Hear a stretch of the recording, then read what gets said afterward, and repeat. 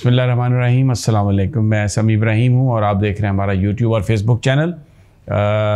66 news को भी subscribe करें। फेसबुक पर, यूट्यूब पर, ट्विटर पर ऑब्जेक्टिव खबरें, वो चीज़ें जो मेन स्ट्रीम मीडिया मिस कर रहा है वो आपको हम पेश कर रहे हैं। आज अहम जो 2-3 खबरें हैं, एक तो आर्मी चीफ़ की मुलाकात है बिज़नेस कम्युनिटी के साथ कराची में, लाहौर में कोई तकरीबन 100-125 के करीब बिजनेसमैन, उनसे उनकी मुलाकात हुई है।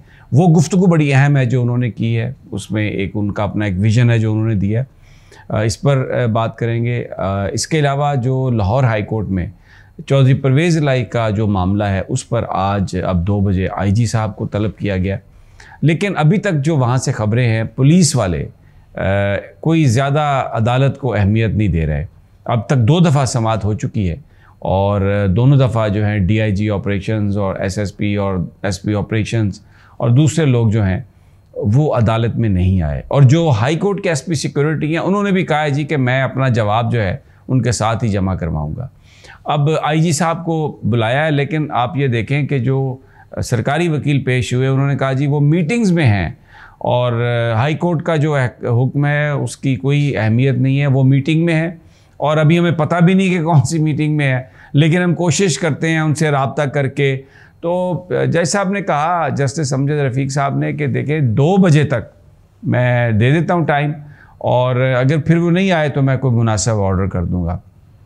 उन्होंने जो डीएसपी आए थे उनसे ये कहा कि आप बता दें डीआईजी ऑपरेशंस को, एसएसपी ऑपरेशंस को और दूसरे पुलिस हुकाम को कि अगर तो वो आ जाते हैं तो फिर तो सिर्फ नोटिस होंगे, लेकिन अगर वो आने में इंटरेस्टेड नहीं है तो फिर शोकाज नोटिस उनको दे दिए जाएंगे तौहीन अदालत के।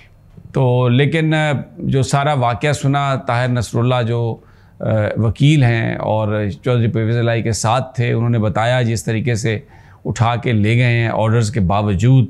तो ये एक हुक्म था अदालत का डीआईजी ऑपरेशंस को और दूसरे पुलिस हुकाम को कि परवेज़ इलाही साहब को घर आपने पहुंचाना है और कोई अथॉरिटी, कोई डिपार्टमेंट, कोई एजेंसी उन्हें गिरफ़्तार नहीं कर सकती।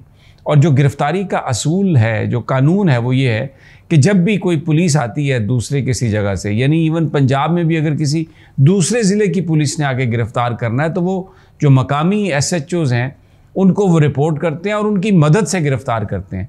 तो यहाँ पे तो डीआईजी ऑपरेशंस और एसपी ऑपरेशंस और इन तमाम लोगों को जज साहब ने ये ऑर्डर किया था कि बिल्कुल उनकी कस्टडी किसी को नहीं देनी और साथ आप घर छोड़ के आए उन्हें। तो आज उन्होंने कहा जी वो आउट ऑफ सिटी हैं, लेकिन एक साहब से मेरी बात हो रही थी तो उन्होंने कहा ये भी गलत बयानी से काम लिया गया।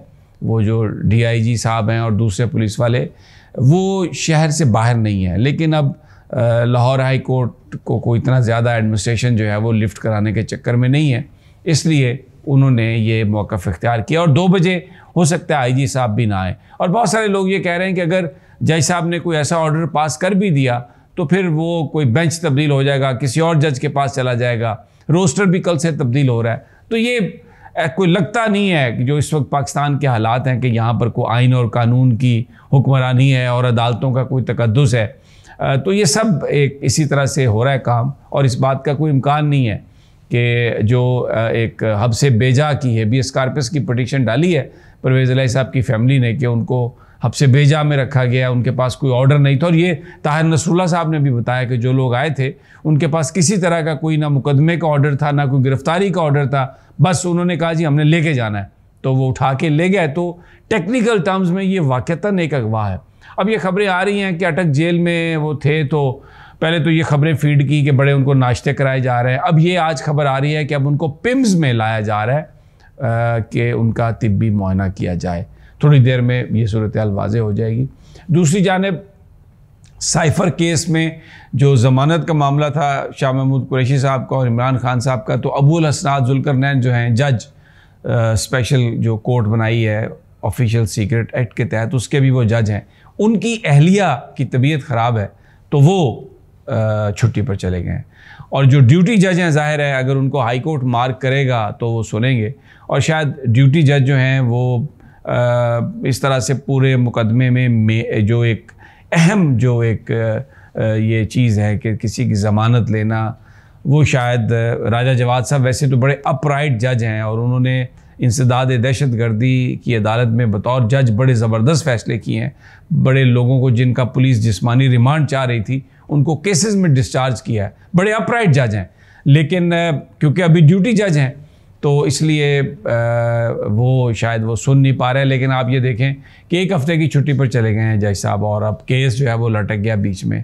तो ये तो सूरत हाल है उनकी। अब आ जाते हैं आर्मी चीफ़ की जो मुलाकातें हुई हैं बिजनेसमैन से, उसमें उन्होंने ये कहा है कि जी बिल्कुल हम स्मगलिंग जो है उसको ख़त्म करेंगे, ख़ास तौर पर जो ईरानी तेल की स्मगलिंग है।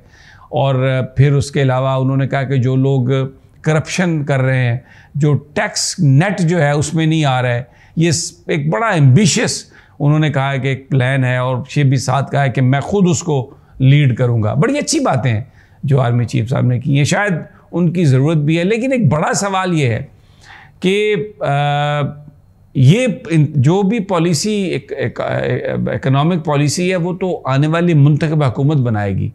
तो आर्मी चीफ की सपोर्ट वो हुकूमत ले सकती है, लेकिन ये बहुत सारे एंकर्स की तरफ से ये खबर आई है, कोई ISPR ने नहीं कहा, ना फौजी किसी ने कहा है कि आर्मी चीफ उसको लीड करेंगे।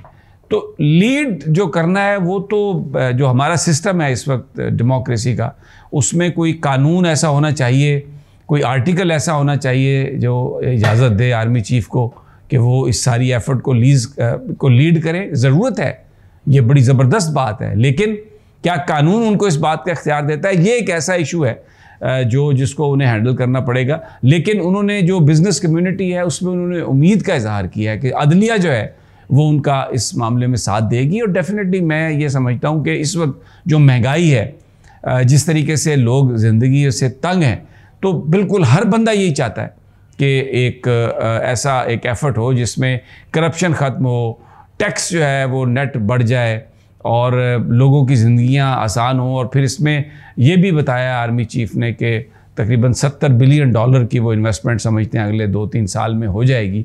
तो आज जो स्टॉक मार्केट है वो बिज़नेस कम्युनिटी के साथ आर्मी चीफ की गालबन इस मीटिंग की वजह से अभी 300-400 साढ़े 400 पॉइंट आज ऊपर गई है।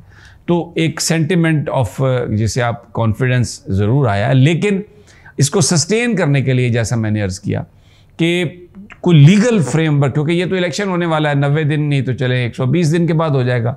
तो जो गवर्नमेंट आएगी वो गवर्नमेंट अपनी इकोनॉमिक पॉलिसी लेके जाएगी। हो सकता है वो IMF को रीनिगोशिएट करें, हो सकता है वो IMF के पास ना जाएं, कुछ और मेजर्स लें। तो उसमें फिर आर्मी चीफ का जो टेन्योर है वो 3 साल का होता है, तो 6 महीने गुजर गए तो 2-2.5 महीने इसमें अभी रह गए हैं। नई हुकूमत के आने तक 2 साल रह गए होंगे। और फिर ये जो एंकर्स बात कर रहे हैं कि वो एक लीड रोल उनका होगा, तो वो अभी तक तो वो जो फैसिलिटेशन काउंसिल है उसकी मीटिंग में भी वो आ रहे हैं और मेजर जनरल्स को इख्तियार भी दिया गया। लेकिन इसकी लेजिटिमेसी, क्योंकि ये जो कुछ भी है, क्या पाकिस्तान के आइन और कानून में कौन सी शिक है या कौन सा आर्टिकल है जिसके ज़रिए इस बात की इजाज़त दी गई ताकि पूरी दुनिया जो है अगर इन्वेस्टमेंट करने के लिए आ रही है तो ज़ाहिर है वो लेजिटिमेसी तो उसकी देखने की कोशिश करेंगे। तो एक लिहाज से ये बड़ी प्रॉमिसिंग है। लेकिन अगर जो लीगल जो क्वेश्चन है अगर उसको भी आंसर कर दिया जाए साथ ही, तो वन वे दी अदर जो भी करना है, तो मुझे लगता है कि वो मुल्क के लिए बेहतर होगा। बहरहाल इजाज़त दीजिए, अगली वीडियो तक इंशाल्लाह जल्द मुलाकात होगी।